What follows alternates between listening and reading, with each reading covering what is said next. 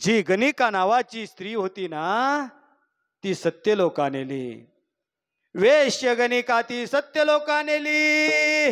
अरे तू तुझं तरी कुठं कल्याण केलंय?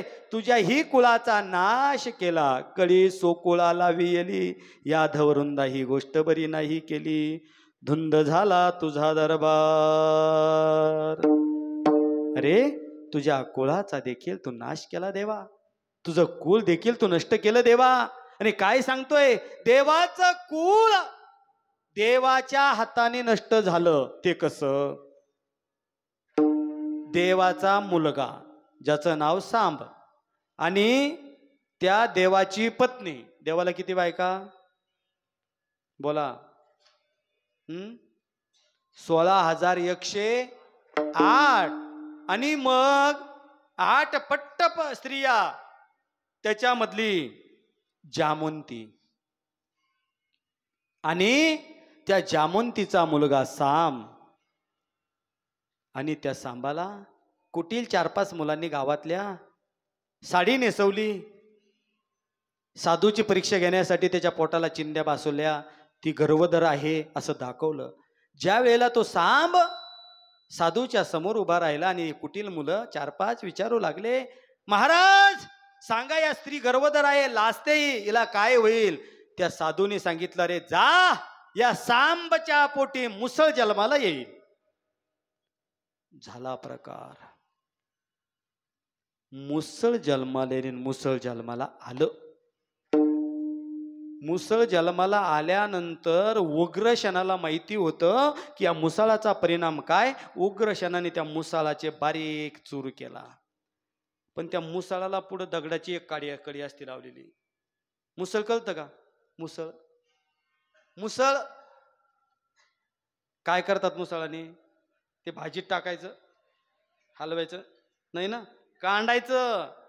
आणि त्या मुसळाला दगडाची कडी असती. कशाची? लोखंडाची कडी.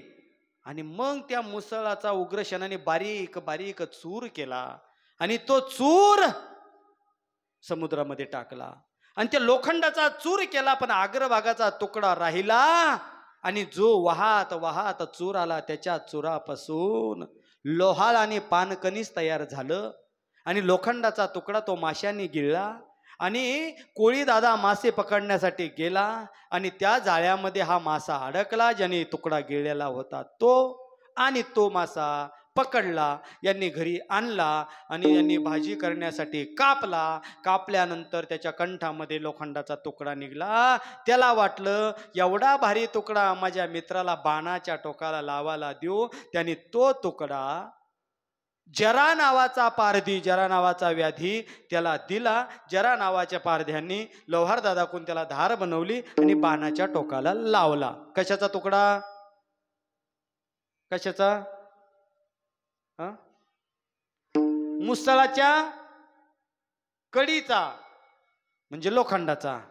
आणि तो जरा नावाच्या पारध्याने आपल्या बाणाला लावला.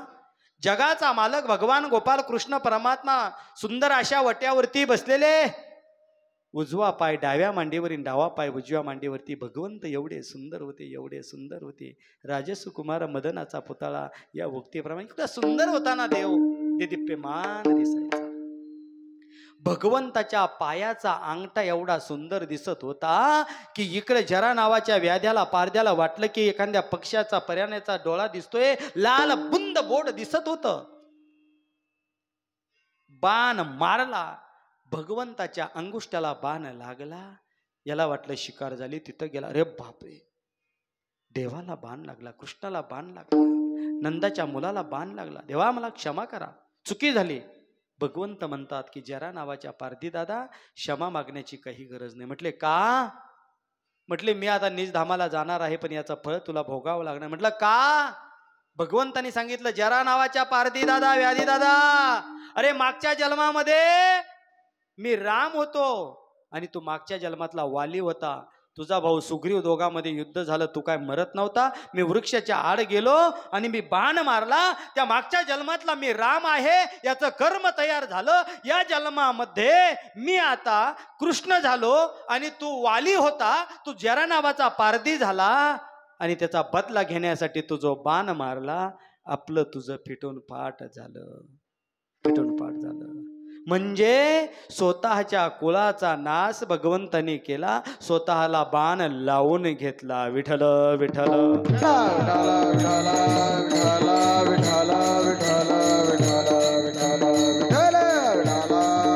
कळी सोकुळाला वियली, याधवरुंदा ही गोष्ट बरी नाही केली.